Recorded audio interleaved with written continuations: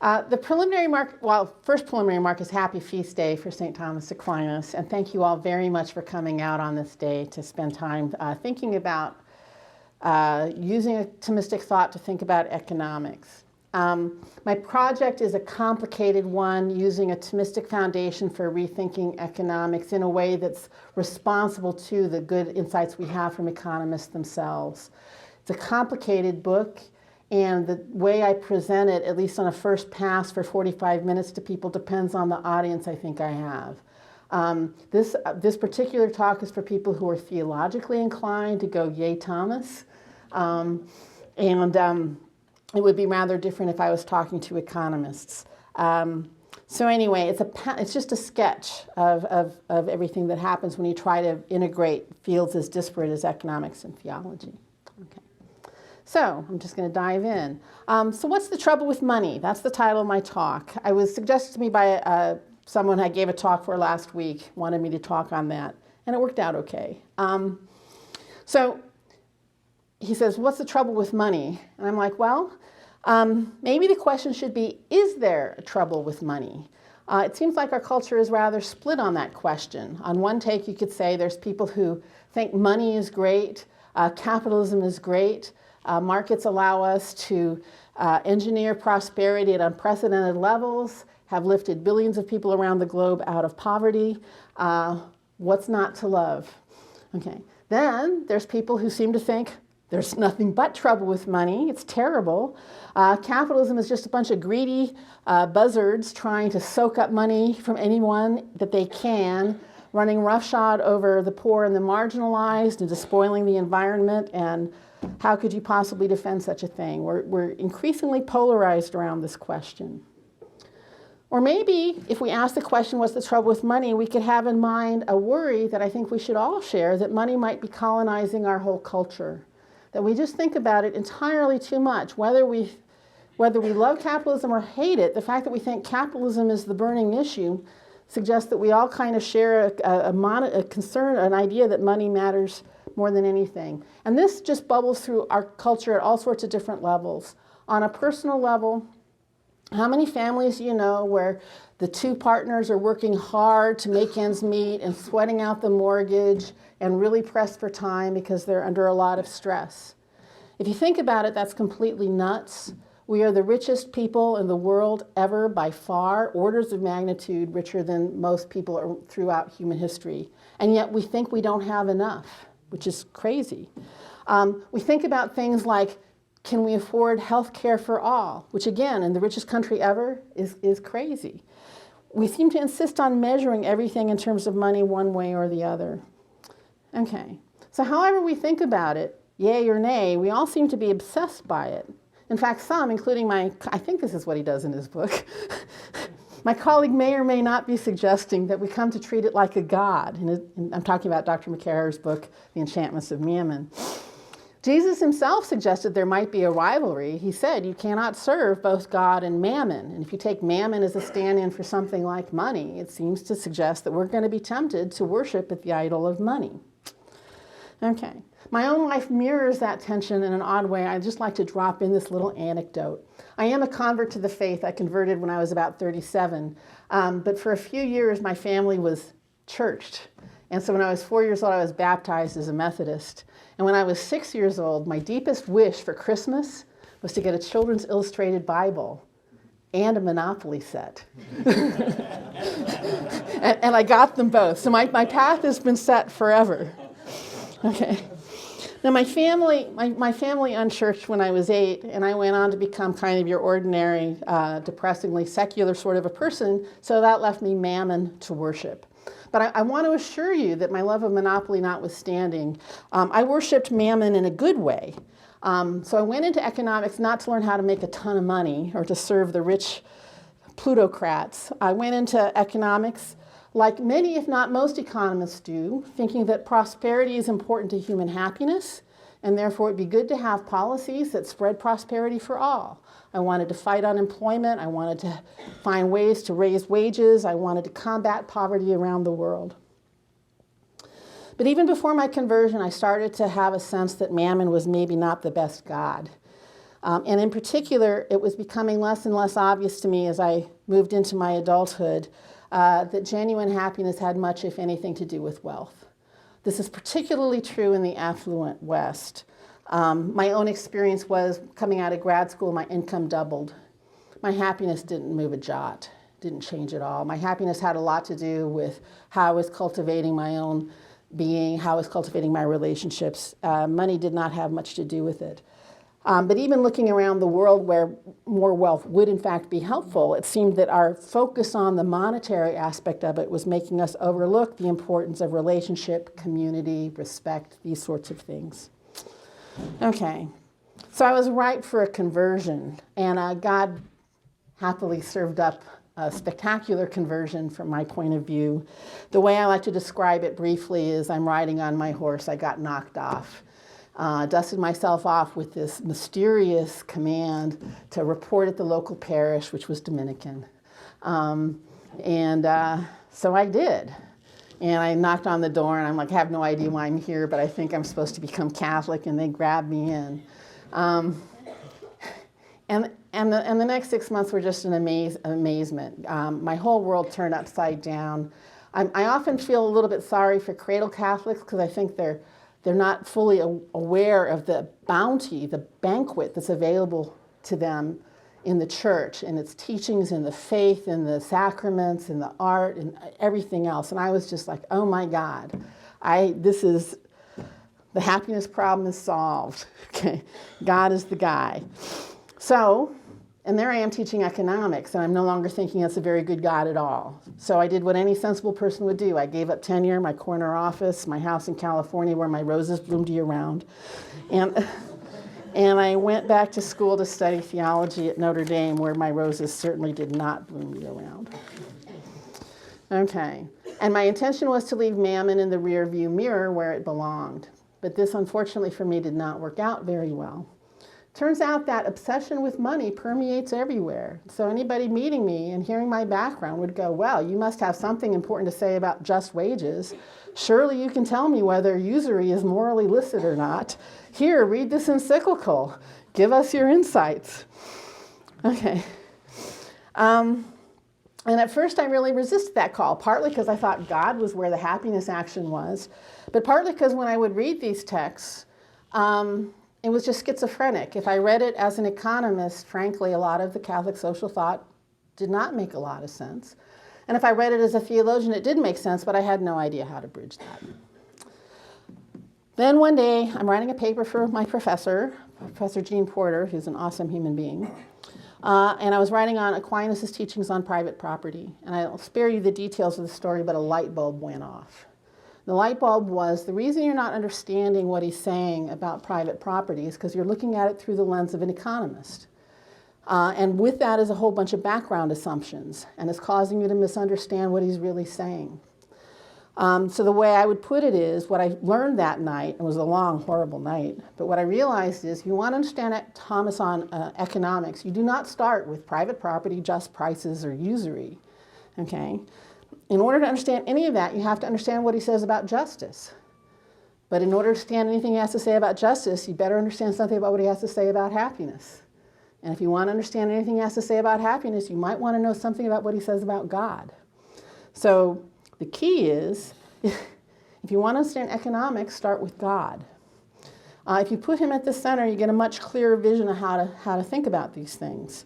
One that allows you to see why markets are, or at least can be good, while also seeing how terribly distorted our actual economy has become. And it's a vision that, at least from my mind, cuts through the tired old debates about yay capitalism or boo capitalism. So to talk about the trouble with money, we have to first talk about God. Okay, now you guys probably already know this because you've probably rolled up your sleeves and dived into the Summa. Aquinas' thought is magnificent. It's just beautiful. But it's beautiful the way a medieval cathedral is beautiful. So the various parts are beautiful because they resonate with each other, they harmonize with each other. And if you were just looking at the transept, you wouldn't see the whole picture. So if you just had blueprints, you would not see the magnificence of a cathedral.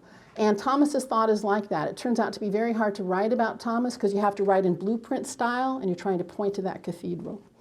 So that's a way of saying this talk is not going to get you all the way there to the beauty of the vision I have in my head. So what I plan to do is lay out a sketch. I want to lay out two principal theological principles that I draw from Thomas.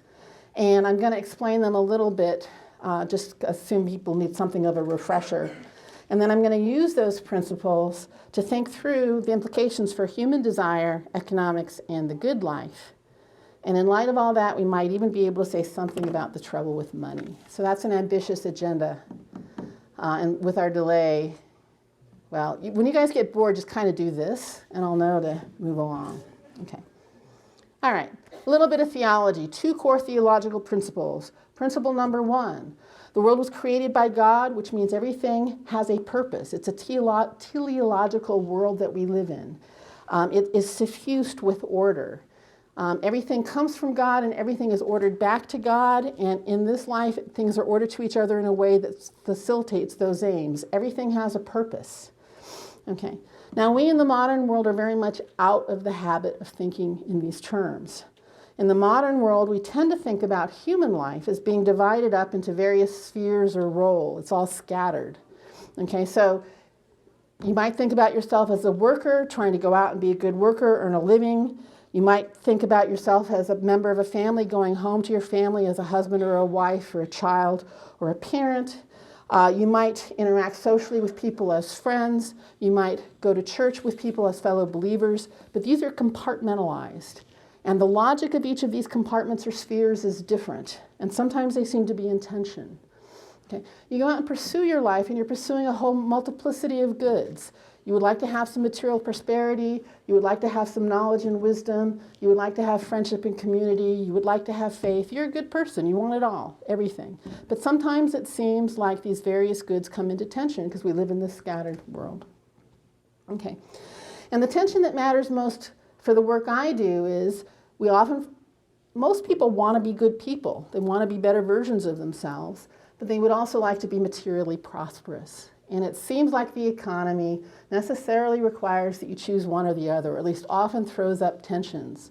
So for example, I can be the brilliant young law student thinking about my career path, and I could go, well, I could go and advocate for the poor and their housing situations in the courts, but on the other hand, I could go work for a corporation and make a lot of money. Tension, what do I do, right? To do the right thing, I have to give up prosperity. I could be a merchant, and I might be thinking, yeah, my calling is actually to manufacture these beautiful handbags. I really want to do that. That would be a good thing. But maybe if I cheat on the materials a little bit and don't make such nice handbags, I could make a killing and get a higher profit, and maybe that's the way I go. Which way do I go? Or I could be Richie Rich and A Man for All Seasons, which if you have not seen that movie, you absolutely should. But for those of you who have, Richie Rich could sit there and go, well, maybe I have a vocation to be a teacher, but then I feel like I'd also like to go to court and make a lot of money and have a lot of status. What do I do? Okay, now with these trade-offs, sometimes we do the right thing. We do what we think is good. Sometimes we go after the money. But whichever way we go, it feels like a trade-off. Okay. For Aquinas, that would make pretty much no sense. Part of being in a universe suffused with order is that we ourselves are ordered. We have a purpose, and our purpose is to find happiness. That's one thing. Okay. For Aquinas, the happiness he has in mind in this life is becoming more fully actualized, becoming fuller versions of ourselves. The simplest way to describe that is to say we're to cultivate a life of virtue. But by that he means becoming excellent in all spheres of our engagements, right? So the virtuous person has command of their appetites and their fears so that they're not mastered by them. The virtuous person knows that they're a member of a community, so they give others their due as part of their own perfection. They cultivate their relationships. We could expand that out. They find their highest good by pursuing truth, goodness, and beauty, and they're ultimately ordered to a prayer life with God. Okay? That would be a good, excellent human life. And if I think about my life that way, all of a sudden all those conflicts I see kind of go away. Because now when I go to work to be a professor, or when I go to church to pray as a parishioner, or when I go home and talk to my family, In all of those spheres, my aim is to be an excellent version of myself, right? To cultivate, to engage with these things in an excellent way, and it brings a certain unity to all of these things. In fact, that unifying aspect of it can be found in the core cardinal virtue of prudence or wisdom, practical wisdom, where I learn to order the various goods in my life in a way that's coherent and makes sense in one vision of a good human life. Y'all okay so far? Okay, so where does money fit in? It's one of those goods, and I haven't mentioned it yet. Aquinas pretty much unambiguously argues that money is a good. It's a good. Indeed, I'm going to skip that for time. There's a place where he deals with the vows of poverty, but even there, in most circumstances, he thinks money is a good thing. Material wealth is valuable because it sustains life, keeps us alive. That's a good thing. When we're pursuing our excellences, it gives us the wherewithal to do the various things we want to do. It's good to have means of communication if I'm building relationships in community. It's good if I'm a professor to have the materials that I can use to write, that sort of thing. So, yeah. And furthermore, God created the world, and the world is good. And it's not an accident that God promises to his people, especially in the Old Testament, take the form of promises of abundance. The Israelites are promised a land of milk and honey, right? So material wealth is a good thing. But material wealth is not a good in itself. All of the reasons I just told you that material wealth is good is because it's ordered to or in service of, teleologically related to, these higher goods. Insofar as I use my wealth in order to serve these higher ends, it's doing a good thing. But if it's drawing me away from them, then it's a bad thing. Okay, does that make sense to you? Okay, so this helps resolve all of our tensions that I just talked about. Take my young corporate lawyer. Maybe he's called to have a relatively modest life and serve the poor directly.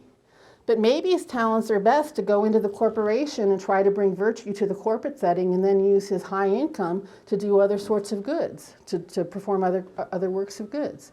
Whichever choice he makes, so long as it's ordered to the ultimate aim of having an excellent human life, he's doing well. My manufacturer of the handbags might well think, here would be a very perfect, artisanally great handbag. But if I look out at the community and I see that people are poorer and they just need to have serviceable handbags, maybe I could reasonably choose to produce cheaper versions so that more people can have them, right? In either case, I'm making a discernment about what's best. And of course, Richie Rich cannot sell his soul for whales. That's just not on the menu. Okay. All right, a direct implication of this line of thought is that measures of economic productivity, like GDP, are not measures of actual value. Many of the goods and services that we produce in our ridiculously wealthy economy are in fact ordered to higher goods, but many of them, as you know perfectly well, are not. Okay. To the extent that economic prosperity allows us to sustain life and increase our options to fully explore our capacities as human, it is good. To the extent that it distracts us from the pursuit that would allow us to fully explore our capacities, it's an evil. So we're distracted by consumerism, it clutters up our lives, it takes us away from our highest callings. And I think that's a significant challenge for our culture. Okay, so this is the first key point from Thomas's framework. Economic life is not an end in itself. And with that comes a positive prescription. When we think about economics, we need to think less in terms of the money values. We need to think less in terms of the economics and more in terms of the ends that are served by the money. When we measure efficiency, economists almost always measure efficiency in terms of its monetary costs and benefits, more or less. That's a little bit crude. But in terms of its economic efficiency, we should instead ask about efficiency in light of the ultimate goods that are meant to be served. Not about the cost of healthcare or how much we're spending, but on the actual health that is being produced. Okay. To give a really quick example, a very hot topic these days is about income inequality. But notice that's focusing on the economic measure. There is a real problem of inequality in our culture. But the best way to think about that is to think about the human goods that are at stake in the distribution of income we have.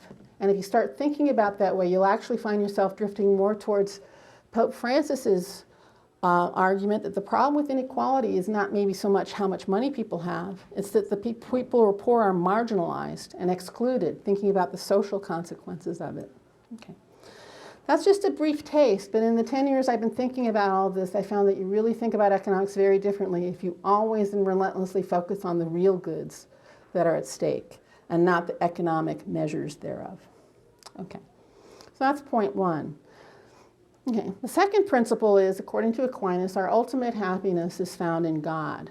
Our ultimate purpose is to know and love God as God knows and loves himself. We're promised to be drawn into the life of the Trinity, which is an amazing thing. And of course, this beatific result will only happen to us in the next life. We will not fully realize that capacity this side of eternity. But we know that our ultimate end is to have this loving union with God. Okay, so I want you to notice that I have just introduced a rather large problem. I just spent 10 minutes telling you that the great thing that Aquinas does is tell us that we have one end in life to pursue happiness, and that brings things into a kind of coherent whole. And now I'm telling you that we have two ends. You have one end in the next life with your union with God, and then you have your temporal end in this life of trying to become an excellent version of yourself. And that asks the question of how do we relate these two ends? What do we do with that? Lots of theological back and forth on this. This is a very challenging, for any Christian's got to think this through. To put it a little bit crudely again, there's a couple of temptations you want to avoid. One temptation is, okay, well, the end with God must be the big one, right? That ultimate union. So I'm going to focus on the sweet hereafter. And I'm going to view this life as sort of this insubstantial shadow that doesn't really matter very much, and kind of try to get my ducks in a row so I can get to heaven. Okay. We moderns tend to reject that solution for the very sensible reason that God created the world.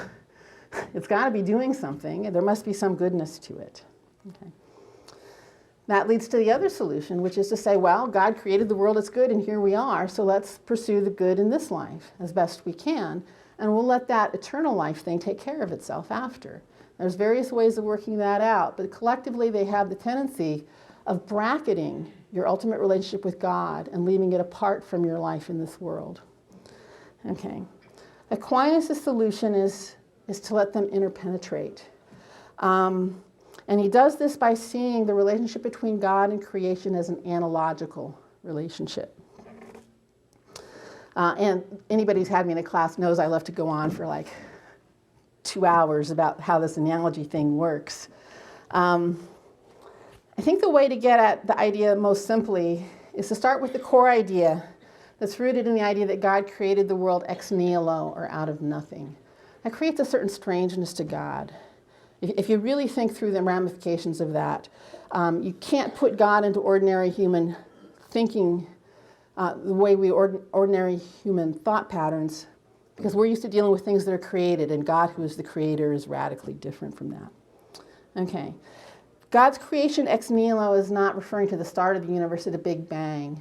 It's that he's holding us into existence every moment, moment by moment, and breath by breath.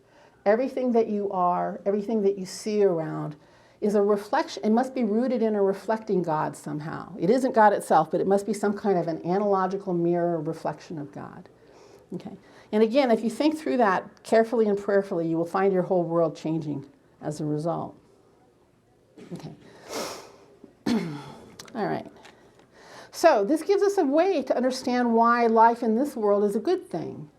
So our ultimate end is beatitude with God in the next life. But the happiness and flourishing we find in this life must be a sign or reflection or pointer back to that. It's a sacramental view of the world. Okay. And on this view, we partake in the goods of this life because in this good life, this is as close as we can get to God. It's the way God represents his goodness to us. Okay. But we don't take them as ultimate because we know that our ultimate fulfillment is in the next life. The example I use over and over and over again is that it's like a love letter. And the example goes as follows.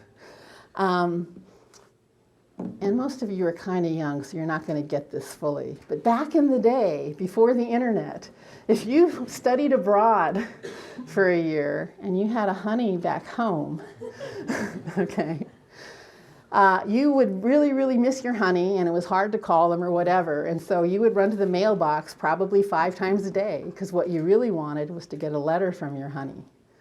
Okay, and when you got one, you cherished it because it was a sign, a reminder of him or her, and it made you feel connected to them, and it witnessed or reflected them. You loved it. You loved that love letter. But you were never in any doubt that you would rather have your honey, right?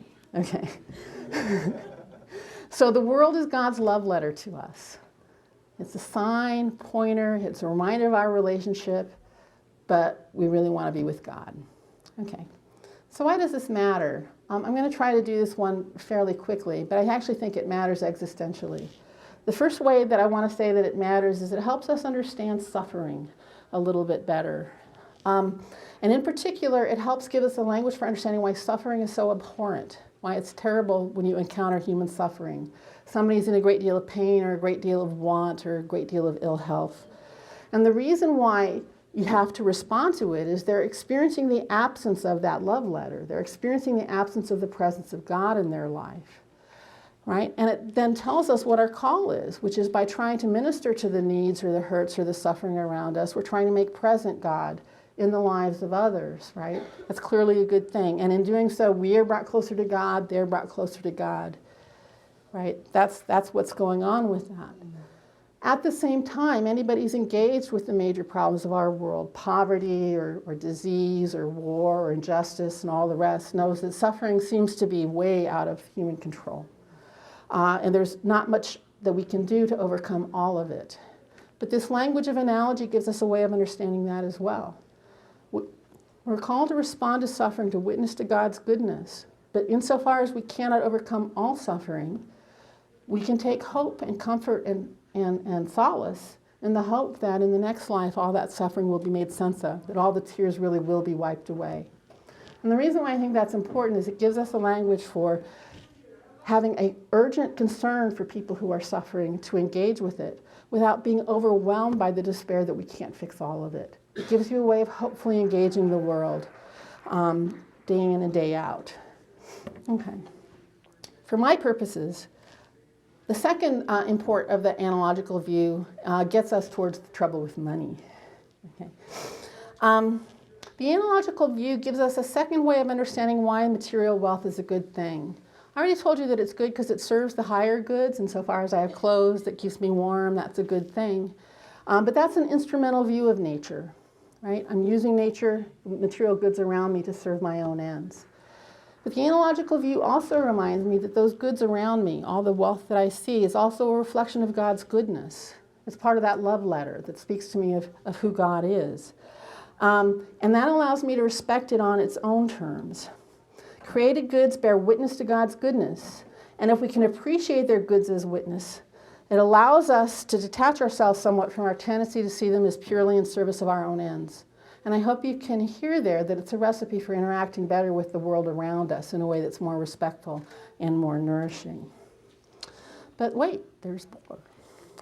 If we reflect further on how this infinite goodness of God can be reflected in a finite world, we come to better understand the nature of created good. Okay, this is the most technical part of the talk, and I think it's also the most important. Okay. When God is going to reflect his infinite goodness into this material, finite world, think about that. That's a challenge. How do you take that superabundant, infinite goodness and make it at all represented in a finite world? And Aquinas says that God does this through 2 interrelated mechanisms. First, he creates a diversity of finite goods that are qualitatively distinct so that each one can pick up like a shard, some piece of God's superabundant goodness. The analogy that I like to use is that God's superabundant infinite goodness is like a white light, and it comes in through creation like a prism. It scatters into a rainbow, so you have red and orange and purple and yellow and green. The idea here is that when you pick up an apple, the apple tells you something unique about God that the orange cannot tell. The apple in its appleness is important in its own right as a distinctive good. Okay. So the quick side effect of that means that you want to respect things in their distinctiveness. But notice we like to think about things as fungible or exchangeable. And if I start thinking about how many apples for how many oranges, notice I'm starting to erase that qualitative distinctiveness. Okay. Real quickly, this idea is particularly important when you think about the value of individual humans. Even more than the apple, each and every person in this room is telling something about God that no other being in the world can possibly tell. That's why we need to have value for each person and their individual distinctiveness.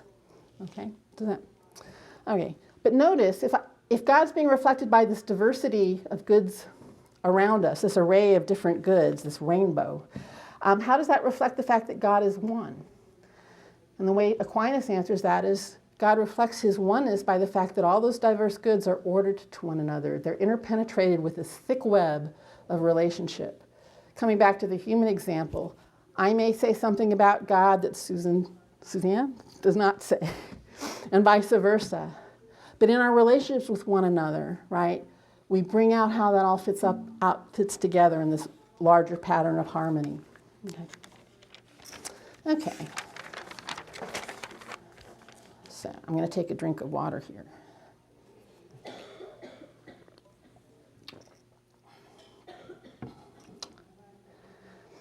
Okay. This has really important implications for how you think about the good of money in your life, and it gets us closer to the story of what has gone wrong in our world. If the truth about the created world and the way I best interact with its goodness is that I respect the diversity of goods and I think about how they're ordered to form a harmonious pattern that reflects a greater beauty and whole together, my project in life is not one of accumulating or getting more, just one more thing, one more thing, one more thing. My project in life is much more like that of a painter who wants to take the few finite goods that are meant to be instantiated in my life and who orders them well within the painting. That's again why the virtue of prudence or practical wisdom with that ordering of the goods is so important. A good human life is more a matter of aesthetic discernment than it is a matter of mathematical calculation. Okay, so that's all pretty abstract. We have the two key ideas. One, economic life is properly ordered to our larger project of pursuing excellence and giving witness to God's goodness. And the idea that creation is an analogical reflection of God's goodness, which helps us better understand the nature of the good around us. Okay, from these two principles, here's a 3-sentence sketch of what an economy would look like in light of those principles. If everybody was deeply soaked in this way of seeing the world, let's start with an individual. I want to be a carpenter. Because I know that my economic life is ordered to these higher goods, my aim in being a carpenter is to be a good carpenter, to exercise my talent and skill by building beautiful cabinets and tables and chairs. I'm also very excited about the fact that my work as a carpenter serves my neighbors, the people who need cabinets and tables and chairs. So the goodness in my life is reflected in cultivating my own virtue and serving the relationships around me. Okay. And I also happen to make a living by it. That's fine. That's in service of the work that I do. But the main point is the goodness of the work I do. The difference here is between the person who goes into medicine to heal people and also, by the way, make a living, and the person who wants to make a living by healing people. Do you see the difference? Okay, everything is properly ordered. This would be true of firms as well. Firms go into business to provide goods and services for their neighbors. They want to provide good goods and services for their neighbors. They provide a forum where the employees can cultivate their excellence doing the kind of work they do. They build a community of friendship around the work that they do, so they get to cultivate their relationships. They cultivate relationships with consumers and suppliers and all the rest of it. And then you might ask, what role does money or profits play in all that? And money and profits plays the role of signaling to the firms where's the best place to deploy your good works. So, for example, if I'm making my handbags, and they're beautiful handbags, and they're serving my community well, I'm probably selling a lot of them at a pretty high price. Yay me. My profits would probably be high. That's a signal, and the signal is the community could use more handbags, so maybe I expand my business. It works to coordinate and shape our activities. Or I could pursue my lifelong dream of creating handmade togas for people, which I think would be a really good business. But I'm fairly confident if I started my handmade toga business, I would find from my lack of sales and the low price I could command for my togas, that I would be losing money hand over fist, and that would be a signal to me that the community actually needs me to deploy my talents in a different way. So money and markets have a real role to play in integrating our various pursuits of excellence in a way that serves everybody well. Okay, isn't that nice? I could, and you can elaborate on this. It's a beautiful picture of the way the economy would serve genuinely humane ends. But as you might also want to notice, this is not exactly the world we live in. And the root of why we don't think about our economic lives this way is that our desire for wealth is distorted. So it's worth saying a few more things about the human desire for material wealth. I'm going to skip my wonderful example of this, but I want to convey the principle to you. There is a key corollary to what I said about material wealth serving higher ends that I now want to hit you with because it's the place where you're going to have trouble. And the corollary is that our desire for wealth should be measured by the ends that our wealth is meant to be served. What do I mean by that? If I'm a single professor, which I am, I can discern what kind of a life is suitable for somebody in my occupation. I need a certain kind of house to have respectable standing. I need a certain kind of wardrobe. Probably I should buy some shoes, although I do leave that. I don't do that. Okay. I can look at the kind of life that would serve the ends that I'm trying to serve as a professor, and I can come up with something like a number. I could look at my life and say, you know what, if I made as much as $60,000 a year, that'd be more than enough. That would do it. Okay. I'm letting my ends measure the amount of wealth that I think I need.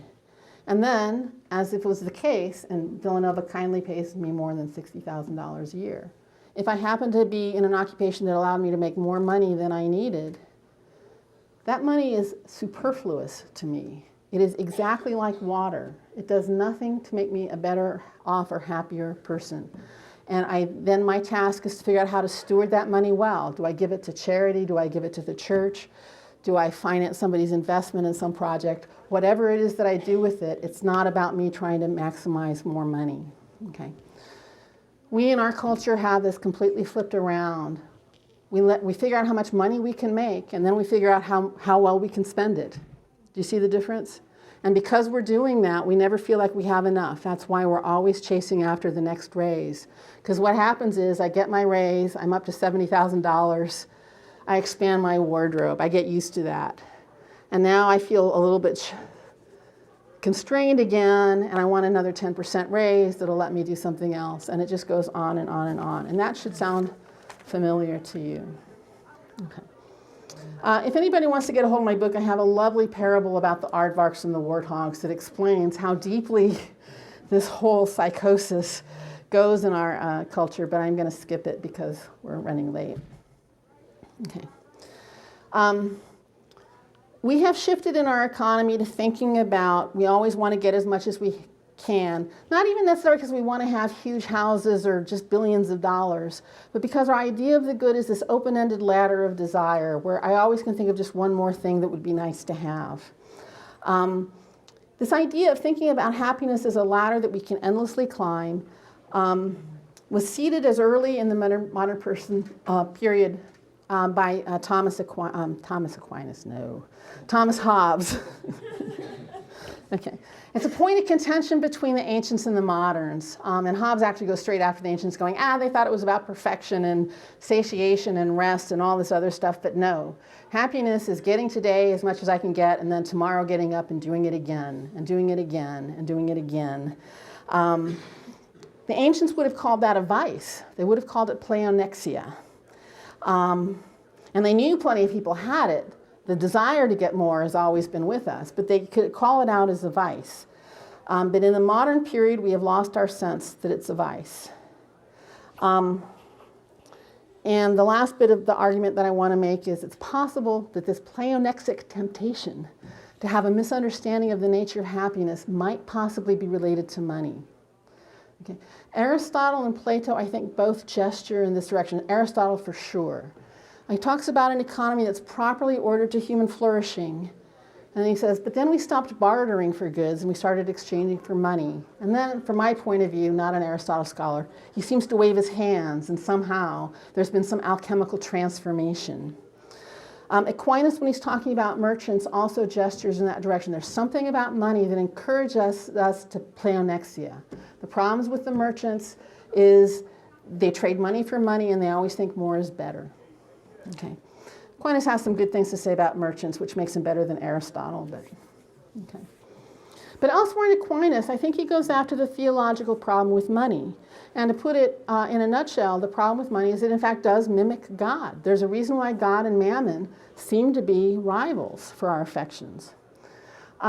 If God if all of our deepest longings are going to be satiated in God, money gives us a sense that we can fulfill that infinite longing of desire, right? It seems to give us a command over things. It seems to fill up what we want. The subtle difference between them is when we get this beatific vision from God, it's going to be a gift from God. Money allows me to think, I don't have to rely on God for a gift. I have command over the goods that I want. It gives me a sense of control over my life. Okay, do you feel that godlike? I'm becoming more godlike by having that money. Okay. The other thing money does is, because of its abstraction, it invites us to think sequentially. 2 is better than 1, 5 is better than 2, 100 is better than 10. I can keep going forever and ever on this line. And it's inviting me to collapse everything, notice, into an abstraction, a quantitative abstraction. And notice what I'm exactly missing when I start thinking about my happiness in monetary terms. I don't see my apple anymore as an apple. And I don't see my orange anymore as an orange. I'm seeing the monetary values in this quest, ever-going quest for more. That abstraction is attractive to us because it gives us this illusion that we can get whatever we want because we have these vague desires and someday they'll be met. And the analogy I always like to use for this is like packages under a Christmas tree. I don't know how many of you were like me on Christmas, but I was super excited on Christmas because there's this big pile of packages and I get to open them all. And they could be anything. And my little heart was thinking, all my desires are going to be under this Christmas tree. And then you open them up frantically. And 45 minutes later, it's all over and you're going, shit. Mom, how long till the next Christmas? Because what's happened when I opened my package is it went from being this vague whatever my heart's desire is, not specified, to being the actual thing that it was. It's a collapse into reality. Money has tempted us to have that vague illusion, that fantasy about the thing just around the corner. But notice what it does. It blinds you to the good that's right here in front of you. Okay. So the trouble with money is it leaves us constantly looking around the corner for that next package. And we're never, ever, ever looking at the real thing. But remember what I said about the analogical reflection of the way the world analogically reflects God. The apple in its appleness is as close to that infinite longing as I can get in this life by actually seeing the huge amount of good that's in it. By being present to the goods that are really right in front of me, I can be more fully satiated. So you end up with a story that explains why we in America, who have more stuff than anybody has ever had, can feel so completely starved by the world we live in. Why are we so frantically hungry when there's so much about it? It's because we're looking through the abundance, especially the abundance in each other, in our relationships with one another, to the next thing, that next unopened package. That's the temptation of money. It converts everything into this hollow shell. Because of our delay, I'm going to cut out like 15 minutes of the talk. I apologize. You can unpack how much this really distorts the way we look at the economy, but I hope you can get a feel for it. Once I start thinking that my desire for money is unbounded, I'm back in the world where I have to trade off pursuing my own well-being and doing the right thing, right? Because I want to maximize my profits because that gets me further towards that illusory good, right? It causes financial instability. If you look at the financial markets, they serve real goods, but it also is trading money for money, abstraction for abstraction. It's very far away from the real economy. And it allows it to become very destabilizing. It pulls us away from real measures of value, that sort of thing. So we have a tragedy. The tragedy is money should help us by making it possible for us to make exchanges with each other. The exchanges allow us to pursue our distinctive paths of excellence. They allow me to be a carpenter and you to be a lawyer, and we can exchange our services with one another. But it ends up blinding us to what the source of actual good is. Okay. So, and as a result, it tempts us into thinking of our desires for unbounded, and then once we start doing that, we stop seeing each other, we stop seeing the real goods we're trying to serve. And we end up being actually really remarkably spiritually poor as human beings in the richest country that ever lived.